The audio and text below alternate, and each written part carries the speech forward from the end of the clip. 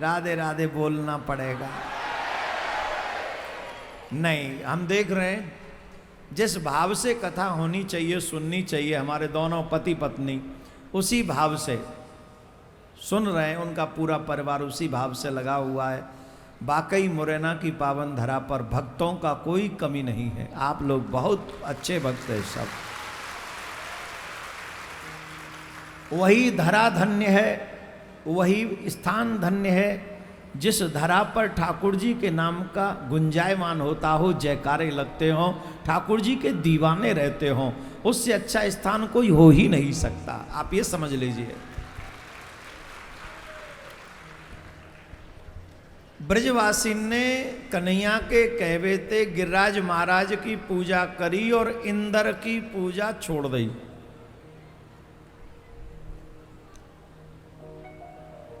इंद्र की पूजा छोड़ दे।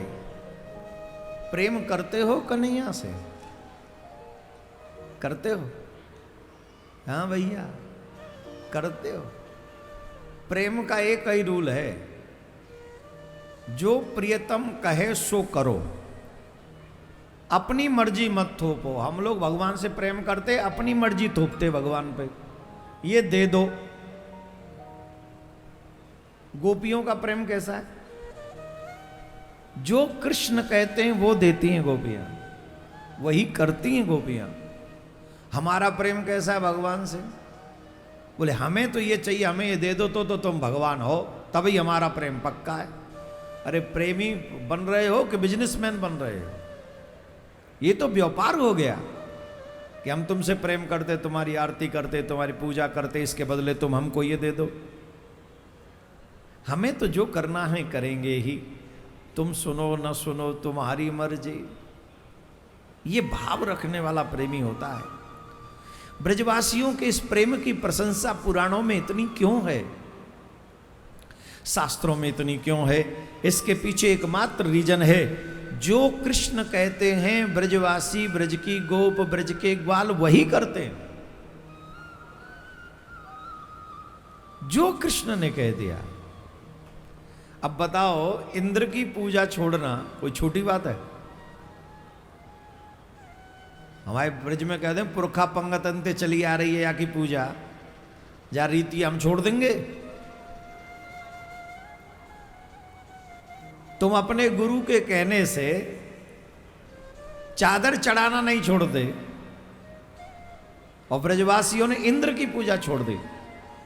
कितना अंतर है समर्पण में। देखो, हम उसको भी नहीं छोड़ते जो अनैतिक है, और ब्रजवासियों ने वो भी छोड़ दिया जो नैतिक था, जो चला ही आ रहा था। देवताओं की पूजा तो सब जगह होती है, 10 दिग्पालों को बलि भी दी जाती है, हम सब जानते हैं। पर कृष्ण ने कहा छोड़ दो, तो छोड़ दिया।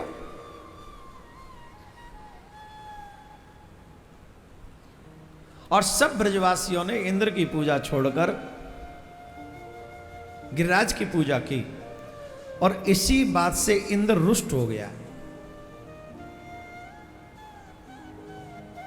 जिन माता बहनों के केस खुले हैं, अगर बांध लें तो ज्यादा अच्छा होगा, क्योंकि आज भगवान का विवाह है। ऑलमोस्ट सबके बाल बंधे हुए, केस बंधे हुए। एक दो मुझे यहां दिख गए तो मैंने सोचा मैं मैसेज तो दे ही दूं, आगे आप वो करना जो आपकी मर्जी। आज भगवान का विवाह है ना, विवाह में कभी भी बाल खोल के नहीं जाना चाहिए, बहुत बड़ा अपशगुन है। पूजा में, कथा में, मंदिर में, भोजन में कभी बाल नहीं खुले होने चाहिए। विवाह में बिल्कुल भी बाल नहीं खुले होने चाहिए। और कितने अच्छे हैं, मैंने कहा और आपने स्वीकार कर लिया। भगवान कृपा करे हम सब सनातनियों का ऐसा ही भाव बना रहे कि कल हमारे पास में एक व्यक्ति आए, और उन व्यक्ति ने बहुत गजब की बात कही। महाराज हमें आपसे एक बात कहनी है। हमने कहा कहो। हमने देखा है क्रिश्चियन भाई वही करते हैं जो पादरी कह देते हैं। ध्यान से सुनना, क्रिश्चियन भाई वही करते हैं शब्दशः जो पादरी कहते थे। मुस्लिम भाई बहनें वही करती हैं शब्द साह जो मौलवी कह देते हैं। पर हमारे हिंदू भाई वो क्यों नहीं करते जो हमारे धर्माचार्य कहते हैं?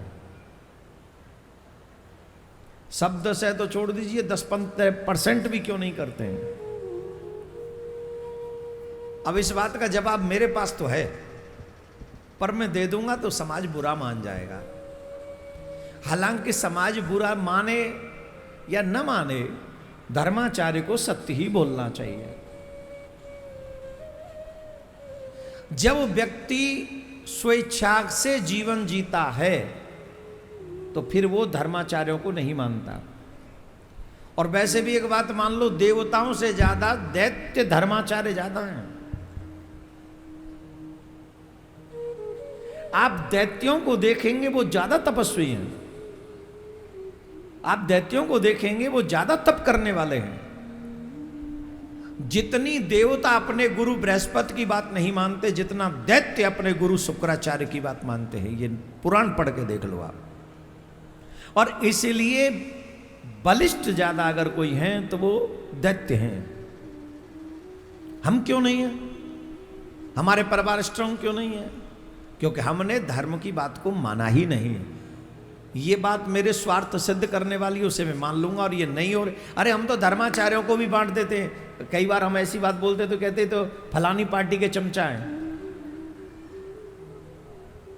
अरे भाई, तुम हमें जिस पार्टी का चमचा बताते हो, ईमानदारी से बताओ उसने हमको क्या दिया आज तक? बताओ, हम किस बात के चमचा हैं? हम अगर चमचा हैं तो अपने ठाकुर जी की कथा के चमचा हैं, अपने ठाकुर जी के चमचा, हम का पार्टी के नहीं है। हमें तो धर्म की बात करनी है, हमें युवाओं की बात करनी है, हमें देश की बात करनी है। तुम जुड़ जाओ उस लाइन में, हम तुम्हारी बात करेंगे। और ये तो हमसे नहीं होगा कि तुम देश और धर्म दोनों के विरुद्ध आचरण करो और उसके बाद हम तुम्हारी प्रशंसा करें। ये तो हमसे नहीं होगा, ये हम नहीं कर सकते। हम तो सच्ची सच्ची कह रहे हैं, जो देश और धर्म की बात करेगा हम उसकी प्रशंसा करेंगे, चाहे वो किसी भी पार्टी का क्यों ना हो। करो कोई, हम अपने धर्म के चमचा हैं, हम अपने कृष्ण के चमचा हैं। हमें स्वार्थ की दाल नहीं पकानी है इच्छाओं की करछली से। और जो स्वार्थ का काम करने वाले होंगे वो कभी धर्म की रक्षा नहीं कर सकते। आप भी यहां कथा सुनने ये आओ कि हमें यहां से जाते ही मेरे बेटे का विवाह हो जाए। कथा इसलिए सुन रही हूं कि बेटे का विवाह हो जाए, और उस समय योग बना नहीं, 1 साल तक विवाह हुआ नहीं। अगली बार से तुम भागवत सुनने जाओगे नहीं? क्यों नहीं जाओगे? अरे बोले, कहां दिया भागवत जी ने हमको? ये सब झूठ बोलते पंडित जी लोग। हाँ या ना? तो स्वार्थ इन्वॉल्व हो गया और वो इच्छा पूरी नहीं होगी तो आप उसी की निंदा शुरू कर दोगे, उसी भागवत की निंदा करोगे जो नियम से तुमने सुनी है। स्वार्थ से ऊपर उठकर जब आप भगवान के शरण ग्रहण करते हो, ठाकुर जी के नाम का आश्रय लेते हो, तो ठाकुर जी तुम्हारा यहां भी कल्याण करता है, वहां भी कल्याण करता है। धर्माचार्यों की बात तो भगवान श्री राम ने भी मानी है, भगवान श्याम सुंदर ने भी मानी है। अपने गुरु की बात मानकर राम जी ने ताड़का मार दी थी। अपने गुरु के बताए हुए मार्ग पर राम जी ने चलकर पूरा जीवन जिया, और आज तक त्रेता युग के बाद भी राम आज तक वंदनीय है। तो जो अपने शास्त्रों के बताए हुए मार्ग पर चलता है वो यशवान होता है, वो धनवान होता है, वो बलवान होता है। इसमें कोई संशय किसी को नहीं करना चाहिए। और आज देख लो, वो लोग अपने गुरुओं की बात मानते, माने जो उनके गुरु होते हैं उनकी बात मानते हैं, तो आज उनके पास में 57 कंट्री हैं, 57। वो अपने पादरी की बात मानते हैं, उनके पास में 87 या 89, 88 ऐसी कंट्री हैं। और हम और तुम अपने मन की मानते हैं, तो हमारे पास एक भी कंट्री नहीं है, एक भी देश ऐसा नहीं है जहां हम जाके ये कह दे कि हिंदुओं का ये देश है। बोलो, है कोई? जवाब दो, क्यों नहीं है? क्यों नहीं है? अब तो अमेरिका से भी भगाए जा रहे हैं हम। ऐसे ही सब लोगों ने प्रण कर लिया कि हम अपनी कंट्री में हिंदुओं को नहीं रहने देंगे, तो हिंदुओं कहां जाओगे वो बताओ। इसीलिए हम बार बार कहते हैं धर्मो रक्षति रक्षितः। तुम धर्म की रक्षा करोगे, धर्म तुम्हारे लिए सब व्यवस्था कर देगा। और अगर तुम धर्म की रक्षा नहीं कर सके तो तुम भी वैसे ही भटकोगे जैसे और लोग भटकते हैं, जो धर्महीन भटकते, वैसे तुम्हें भी भटकना पड़ेगा। एक और बात, नाटक करने से धर्म की रक्षा नहीं होगी, बातें करने से धर्म की रक्षा नहीं होगी। अगर सड़क पे भी उतरना पड़े धर्म की रक्षा के लिए तो उतर जाओ, तब जाके धर्म की रक्षा होगी, तब हमारे अधिकारों की बात होगी। और जब तक धर्म की रक्षा नहीं होगी तब तक हम किसी काम के नहीं हैं। बोलो राधे राधे। तो प्रश्न तो उन्होंने बहुत अच्छा किया था, आंसर हमने दे दिया है। स्वार्थ से ऊपर उठोगे तो धर्माचार्यों की बात अच्छी लगेगी, और स्वार्थ में रह आओगे कि हमें ये कुर्सी चाहिए, कि ये पैसा चाहिए, कि ये व्यापार चाहिए, तो फिर धर्माचार्यों की बात अच्छी नहीं लगेगी।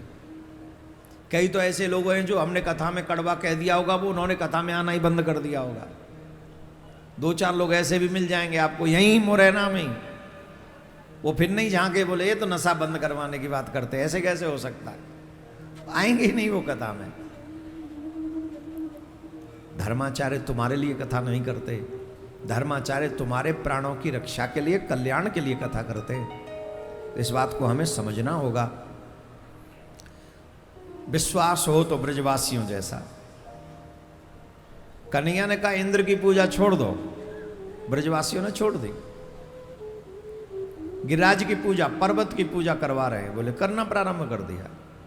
प्रकृति का पूजन हमारा ईश्वर भी करवाता है, इसलिए वृक्ष मत काटो, नदियां मत सुखाओ। जल स्रोत इतने नीचे क्यों जा रहे हैं? क्योंकि हम पेड़ काट रहे हैं। किस किस ने अपने जीवन में 15 पेड़ लगाए, बताओ, हाथ उठाओ।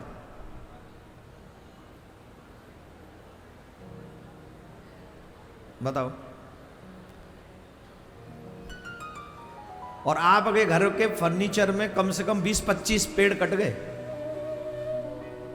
ये जो अलमारी बनवा लेते हो, सोफा लगवा लेते हो, बेड बनवाते हो, दरवाजे बनते हैं, कम से कम 20 वृक्ष कट गए अकेले आपके घर के लिए।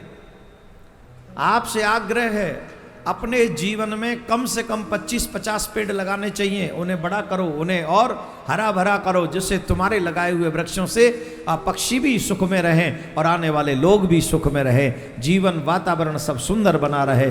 ऐसा प्रयास करना। एक बात मान लो हमारी, प्लीज प्लीज मान लो, अभी जब बारिश शुरू होंगी ना, बारिश के दिन जब आए, तो अपने हाथों से 15-20-50 पेड़ लगाना।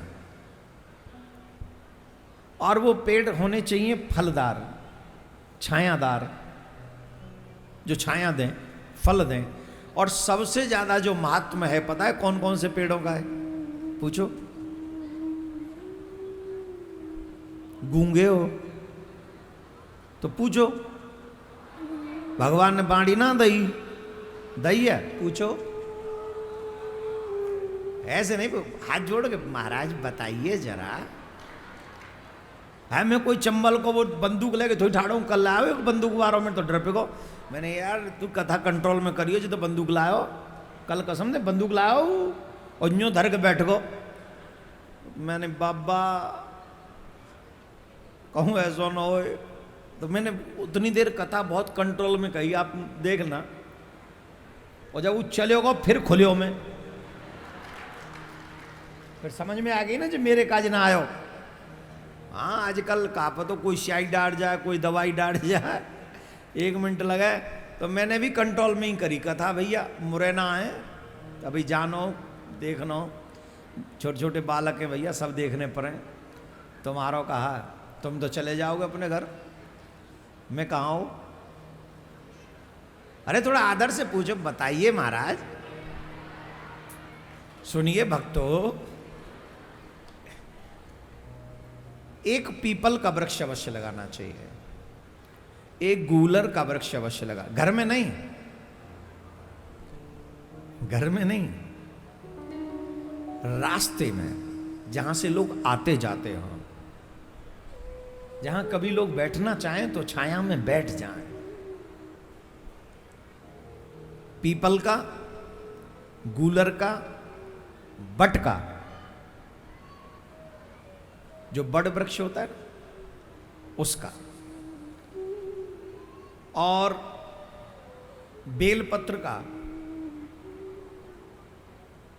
और एक आंवले का।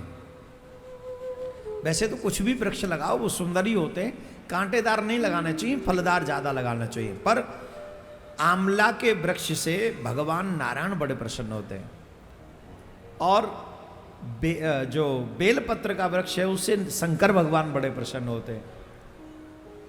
पीपल पे, वड पे और गूलर पे, हालांकि पीपल के वृक्ष में भी भगवान का वास है, बड़ में भी है, और गूलर के वृक्ष में तो ये समझो पूरी सृष्टि बसी हुई है। इतने छोटे छोटे कीटाणु इतने होते उसमें, गूलर के फल में। ये वृक्ष लगाकर अगर आप 15, 20, 25 वृक्ष ऐसे लगाकर बड़ा कर दें, जब तक वृक्ष यहां लगे रहेंगे और जब तक उनकी छाया मनुष्य या पक्षी या जीव कीटाणु आपके उन वृक्षों का पुण्य लेते रहेंगे, आप जहां भी रहोगे उसका पुण्य आपको लगता रहेगा उतना ही।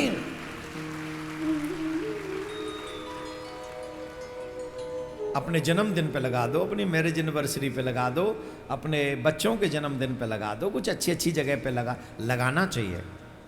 जब हम पेड़ कटवा सकते हैं, अभी हमारे वृंदावन में पेड़ कटवा दियो, महाराज के उससे पेड़ कटवा दिए, वो जगह शोभाहीन हो गई। बड़ा अजीब लगा, पर कहें सब सिस्टम ऐसा ही है। कहने का मतलब है जरूरत आवश्यकता बहुत ज्यादा ना हो तो वृक्ष कभी काटने नहीं चाहिए, ज्यादा ज्यादा वृक्ष लगाने चाहिए। क्योंकि अब देखो तापमान बढ़ रहा है, क्यों बढ़ रहा है?